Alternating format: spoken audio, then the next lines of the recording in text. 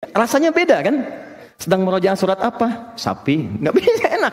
Ya, Al-Baqarah enak kan? Al-Baqarah, An-Naml, An-Nahl, Al-Ankabut. Lebih enak rasanya. Tapi ada bahasa-bahasa yang Nabi pun memberikan dengan isyarat. Bukan lafadznya. Bukan lafadznya. Isyaratnya. Maksudnya apa? Kalau Anda nanti hadir di dunia berbeda, di masa yang tidak sama, maka boleh sampaikan dengan bahasa Anda supaya dia cepat paham. Dulu rumahnya Sayyidah Maimunah. Di situ Nabi pernah sholat 2 rakaat sebelum peristiwa Isra Mi'raj. Sholat, kemudian baru berangkat. Di situ pula Ibnu Abbas itu pernah tinggal di sini saat Nabi itu bermalam di sini. Ikut tinggal di sini, malam-malamnya ngelihat kebiasaan Nabi bangun, bagaimana cara bangunnya. Sampai setelah bangun, ikut sholat tahajud, sholat di belakang Nabi. Begitu sholat ditarik oleh Nabi sehingga safnya sejajar. Berdua sholat. Hadis ini dijadikan dalil oleh teman-teman kebolehan berimam dan makmum berjamaah dengan posisi sejajar. Kalau imamnya satu, makmumnya satu. Jelas ya?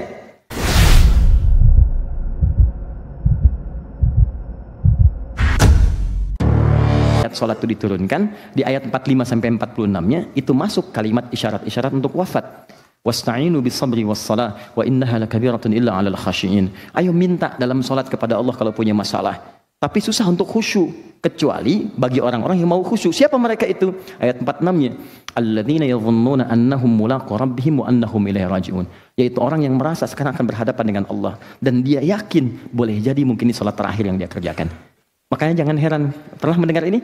Kalau ada imam sebelum sholat suka berbalik, ya kan?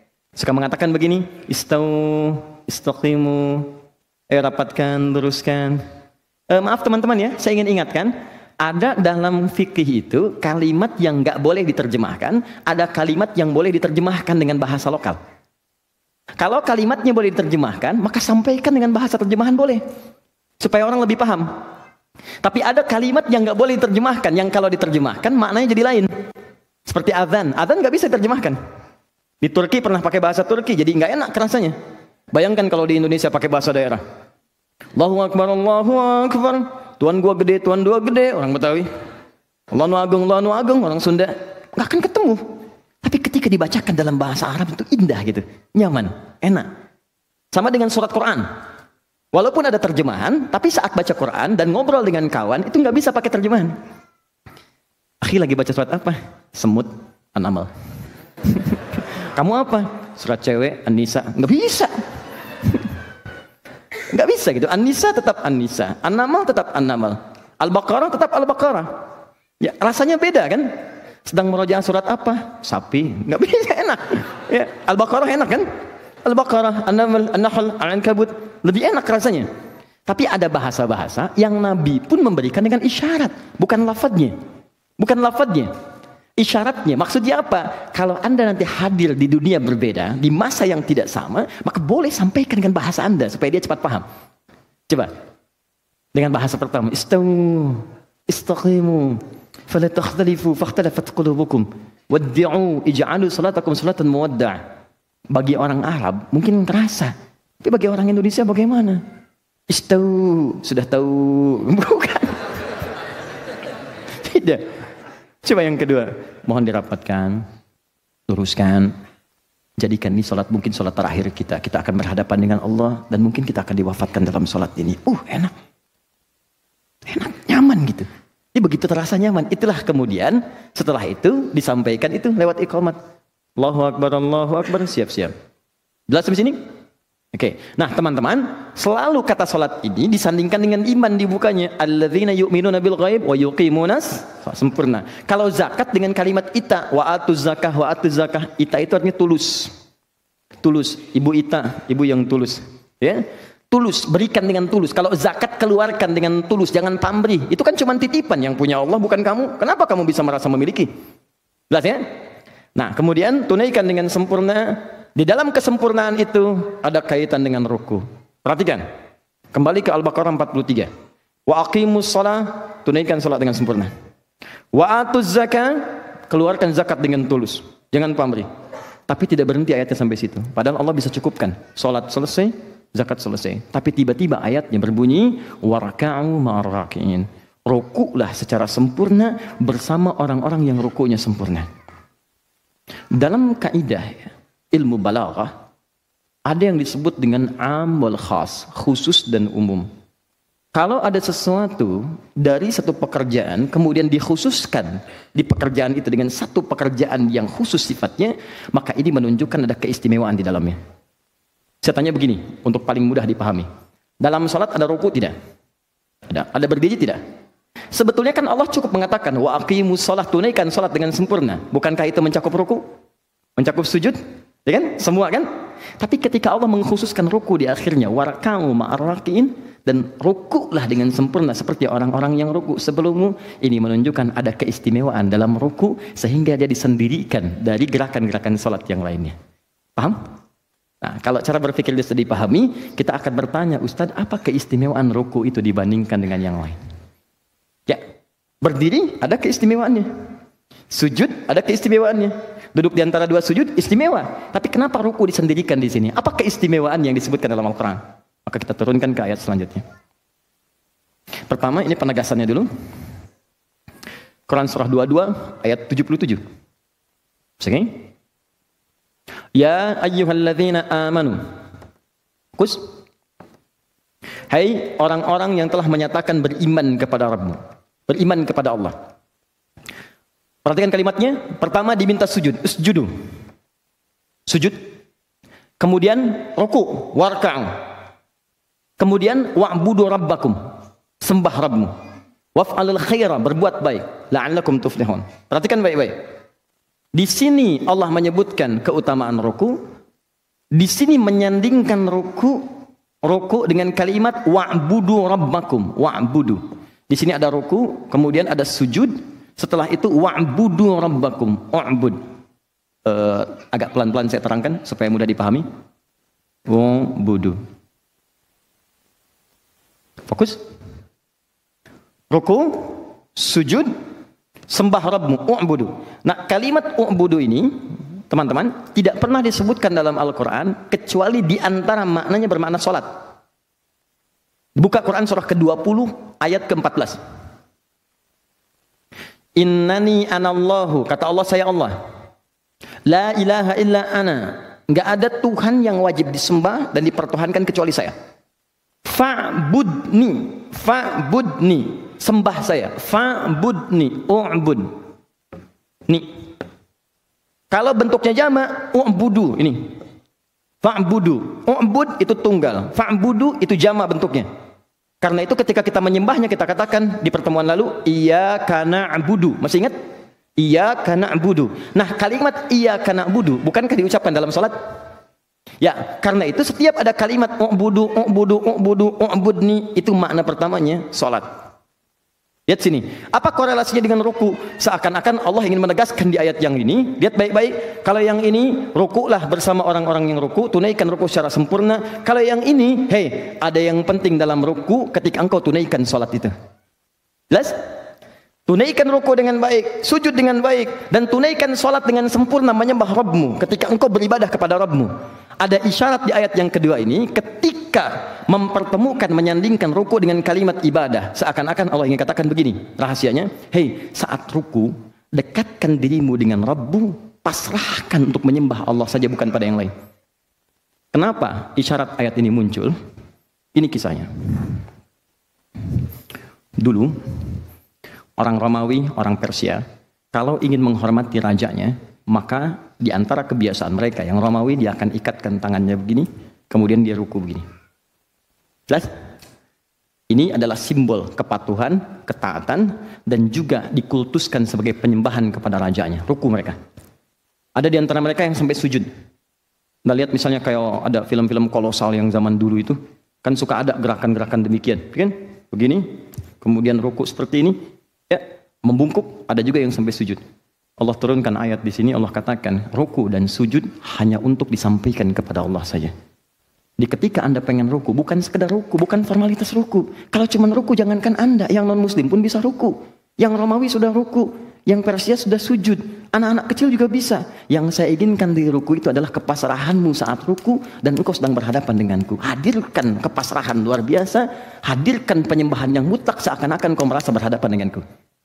Di rahasia pertama diminta kita ruku, warka'u ma'arakin, Al-Baqarah 43. Rahasia yang kedua, saat kamu ruku, jangan sembarang ruku. Kamu mesti beda dengan yang Romawi. Mesti lain dari yang Persia, mesti lain dengan yang anak-anak kecil.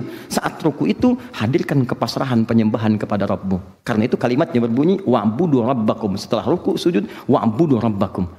Itulah diantara perbuatan yang terbaik. Waf'alul khaira la'allakum tuflihun.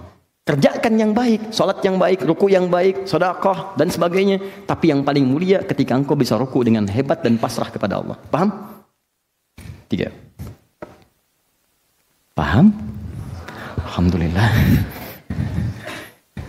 Sekarang kita tanya, ya Allah, kalau saya bisa ruku seperti itu, saya pasrah, saya menyembah dengan baik. Apa yang saya dapatkan? Awas, ini nggak main-main ya. Saat ayat ini turun,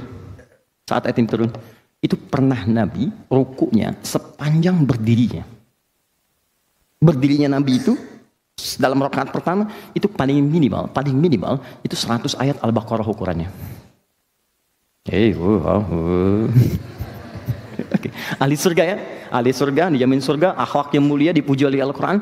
Disebutkan dalam Al-Bukhari nomor hadis 2008 paling kanan sebelah bawah di kitabnya dari Sayyidah Aisyah ya, di ketika 3 orang sahabat, Abdullah bin Mas'ud radhiyallahu taala anhu, kemudian ada Hudzaifah al-Yamani radhiyallahu taala anhu, dan Ubay bin Ka'ab radhiyallahu taala anhu, ja'u ila Sayyidati Aisyah, datang kepada Sayyidah Aisyah bertanya tentang sifat salat Nabi sallallahu alaihi wasallam. Kata Sayyidah Aisyah, ringkas kalimatnya, Allahu akbar. Kata Sayyidah Aisyah, la tas'alu an husnihinna wa tulihinna. Tolonglah jangan ditanya bagus dan panjangnya. Susah diikutin. Saya berikan bocoran rakaatnya saja. Tapi kalau mengikutinya susah, penasaran beliau-beliau ini, besok-besoknya ikut sholat di belakang Nabi untuk mendapatkan kekhusyuannya. Jadi kata para ulama, boleh sholat tahajud berjamaah kalau ingin mendapatkan nilai kekhusyuan dari imam yang mungkin baik, atau mengajarkan misalnya jamaah atau anak bagaimana pentingnya tahajud. Tentang mengajarkan ini ada di hadis riwayat Abu Daud nomor hadis 1369, riwayat sahabat Ibnu Abbas radhiyallahu taala anhu. Abu Daud 1369, riwayat Ibnu Abbas. Abu Daud nama aslinya adalah Sulaiman dari Sijistan, dikenal dengan Sulaiman As-Sijistani. Hafal 500.000 hadis dengan sanadnya, dengan matannya. Di orang-orangnya sampai ke Nabi hafal 500.000 hadis. Ya. Sehingga Ibnu Qayyim Al-Jauziyah rahimahullah mengatakan begini, kalau dulu ada Nabi Daud bisa melunakkan besi dengan tangannya, maka ini Abu Daud bisa melunakkan hadis dengan lisannya. Maka sejak saat itu dikenal dengan nama Abu Daud. Oke, Ibnu Abbas meriwayatkan, pernah saya tinggal di rumah Sayyidah Maimunah. Sayyidah Maimunah itu di antara istri Nabi yang rumahnya di depan Jabal Qubais. Saya boleh hapus ini? Boleh? Alhamdulillah. Tinggal boleh saja. Alhamdulillah. Semoga Allah ampuni dosa-dosa kita semua. Alhamdulillah. Lihat sini. Ini Jabal Qubais di sebelah sini. Ini Istana Raja. Ini Zam-Zam sini. Lurus sini, belok ke sebelah kanan. Ini pos security-nya. CCTV yang hadap ke sini yang warna putih. Kemudian di sini ada Gate Ismail. Di sini kemudian pintu 26. Pintu 27, nah ini. Di sini ada Babun Nabi. Bab An-Nabi. Di sini ada bab Ali, di sini ada babus salam. Bab Nabi ini yang sekarang ada jembatan di atas. Teman-teman yang baru umrah, kan ada jembatannya dari istana ke sini tuh. Nah itu persis di bawahnya itu dulu rumahnya Sayyidah Maimunah. Di situ Nabi pernah sholat 2 rakaat sebelum peristiwa Isra Mi'raj. Sholat kemudian baru berangkat. Di situ pula Ibnu Abbas itu pernah tinggal di sini saat Nabi itu bermalam di sini. Ikut tinggal di sini, malam-malamnya ngelihat kebiasaan Nabi bangun, bagaimana cara bangunnya. Sampai setelah bangun ikut sholat tahajud. Sholat di belakang Nabi, begitu sholat ditarik oleh Nabi sehingga safnya sejajar. Berdua sholat. Hadis ini dijadikan dalil oleh teman-teman kebolehan berimam dan makmum berjamaah dengan posisi sejajar. Kalau imamnya satu, makmumnya satu. Jelas ya? Baik, imam satu, makmum satu, posisi boleh sejajar. Itu sah hukumnya. Nah, itu hadisnya sama. Tapi jangan lupa hadis ini pun tentang tahajud berjamaah. Karena Nabi mengajarkan pada anak. Jadi kalau Anda ingin memberikan pendidikan pada anak, ayah bangun, ngajak anak tahajud, boleh silakan. Jangan biarkan sendiri-sendiri. Atau yang kedua, untuk mendapatkan kenikmatan sholat. Seperti sahabat bermakmum di belakang Nabi. Kata Hudzaifah, tidak ada sholat paling indah kecuali sholat di belakang Nabi. Jadi begitu membaca tentang surga, Nabi berhenti. Minta supaya umatnya ke surga. Begitu berhenti di ayat neraka, Nabi bermohon supaya umatnya dibebaskan dari neraka. Lama kita minta, lama. Ya. Yang paling menarik, besoknya Abdullah bin Mas'ud ikutan. Ya. Ternyata tanpa terasa kata Hudzaifah 100 ayat baru ruku. Kata Abdullah bin Mas'ud, saya ikut. Saya kira 100 ayat itu ruku. Ternyata nyambung Al-Baqarah sampai selesai. Saya kira akan ruku, ternyata nyambung Ali Imran 200 ayat sampai tuntas. Saya kira di sini akan ruku, sudah siap-siap, ternyata nyambung An-Nisa 176. 5 juz 4 halaman. Setelah itu baru ruku. Ya, besoknya mereka tidak ikutan lagi. Bukan karena capeknya. Kata Abdullah bin Mas'ud, saya ini kan sering nebak ini di mana posisinya sehingga bisa saya ikuti. Nah, karena saya khawatir nggak ruku. Ini bukan ya, bukan. Ini bukan ya, bukan. Ya, saya misah aja besoknya. Ya, cuman poinnya yang mau saya sampaikan, pernah Nabi rukunya selama berdiri ya. Jadi kalau kita ambil batas bawah yang tadi, bahwa lama berdiri beliau paling minimal 100 ayat ukuran Al-Baqarah itu, maka Anda bayangkan bagaimana lama rukunya. Pertanyaannya, kenapa Nabi melambangkan rukunya? Kata Allah kan pasrahkan dirimu saat ruku. Nabi pasrah. Lama gitu. Tapi apa rahasianya ketika pasrah? Jawabannya ada di sini.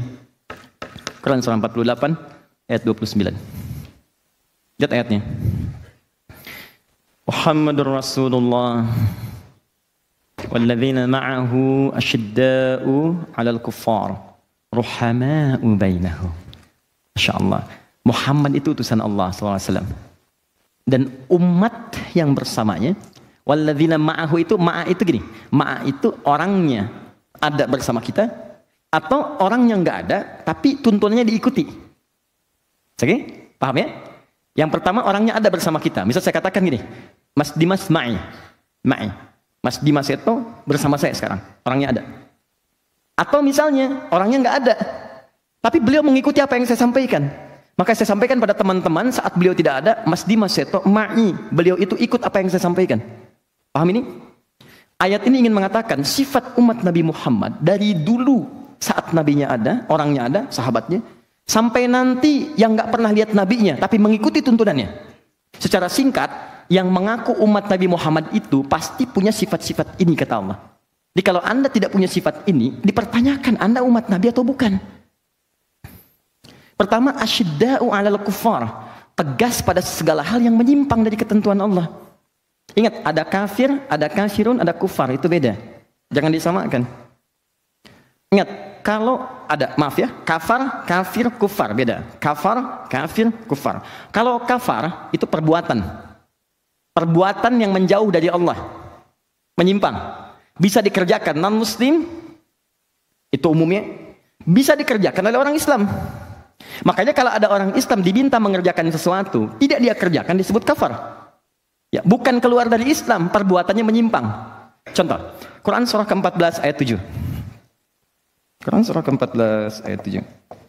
Anda hafal ayatnya? La in syakartum la azidannakum. Kalau engkau syukur dengan nikmatku, aku berikan kamu nikmat harta. Engkau syukur, bagaimana cara syukurnya? Zakat keluar, infak keluar. La azidannakum, aku tambah. Di zakat itu, nanti kalau satu saat selesai sholat kita bahas zakat. Zakat itu bukan mengurangi harta, menambah harta 10 kali lipat dari apa yang Anda dapatkan.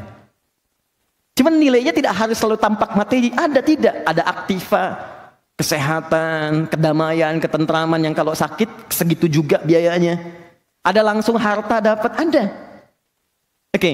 Jadi ketika Allah katakan saya berikan nikmat kamu lakukan, kerjakan saya tambah. Tapi wala in kafartum. Jika kalian ingkar, nggak mau taat, kafar di situ bukan keluar dari Islam. Orang yang nggak berzakat bukan berarti murtad, tidak. Dia nggak keluar dari Islam, cuma bermaksiat. Jelas? Nanti orang-orang seperti ini, nanti akan ditimbang oleh Allah pahalanya di akhirat nanti. Apa diantaranya?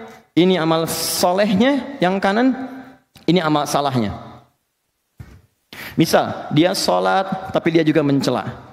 Dia misalnya diberikan syariat zakat, tidak mau. Dia haji tapi dia senang gosip. Bisa terus turunkan. Maka nanti yang ini akan menutup yang ini, yang salah.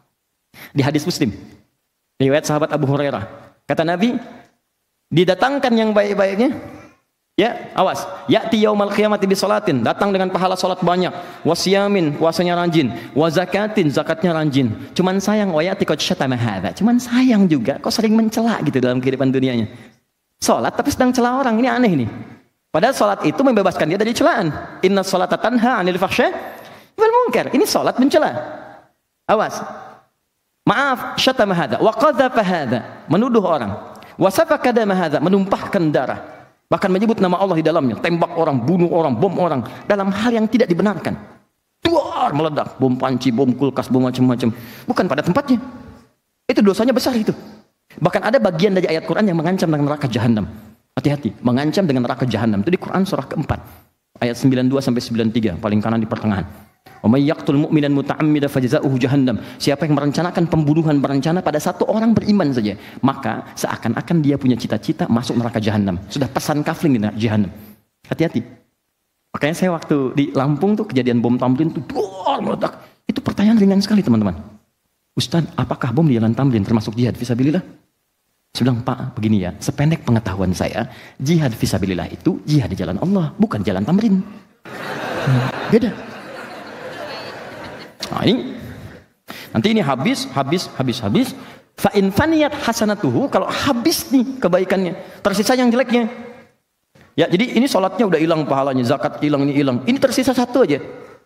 Ya, pernah suudzon pada orang misalnya, belum minta maaf. Misal, maka diambillah dia, dilemparkan ke neraka. Nerakanya neraka yang paling ringan, tapi seringan-ringannya neraka juga. Nah, ketika dimasukkan itu, kalimatnya disebut kafar. Banyak yang masuk, zamannya kafaru. Turunlah Quran surah keempat. Saking halusnya, Abu Jahal nggak marah. Pernah dengar cerita ketika turun surat Al-Kafirun, Abu Jahal marah. Apa? Jangan panggil saya kafir. Nggak ada. Oke? Nggak. Saya ingin tempatkan sesuatu sesuai dengan tempatnya. Banyak orang keliru memahami ini, sehingga maknanya tidak sampai pada dirinya. Dan dia marah bukan pada tempatnya. Abu Jahal paham bahasa Arab, ngerti bahasa Arab, orang paling fasih bahasa Arab, disebut kafir, nggak marah. Kenapa orang sekarang nggak paham bahasa Arab, nggak ngerti bahasa Arab, baca juga, kenapa mesti marah? Karena belum tahu isinya. Tapi perbuatan tidak mencerminkan itu. Bisa nggak teman-teman sesekali pajang di cermin? Lalu setelah cerminan terlihat, lihat mata Anda, berapa kali mata Anda bermaksiat? Lihat lisan Anda, berapa kali lisan Anda berbuat salah? Lihatlah kemudian wajah Anda dan katakan, saya pengen ke surga dengan segala kesalahan yang Anda bawa. Apakah sanggup lisan Anda mengatakan, ya Allah berikan surga? Sekarang dalam ruku, dosa bisa diampuni, kesalahan dihapuskan, hal-hal buruk digugurkan, dan langsung tawarannya, aku berikan yang paling mulia yang engkau inginkan. Kalau Anda ditawarkan seperti itu ingin mengambilnya, Anda bertanya bagaimana caranya, itu yang coba kita akan bahas prakteknya.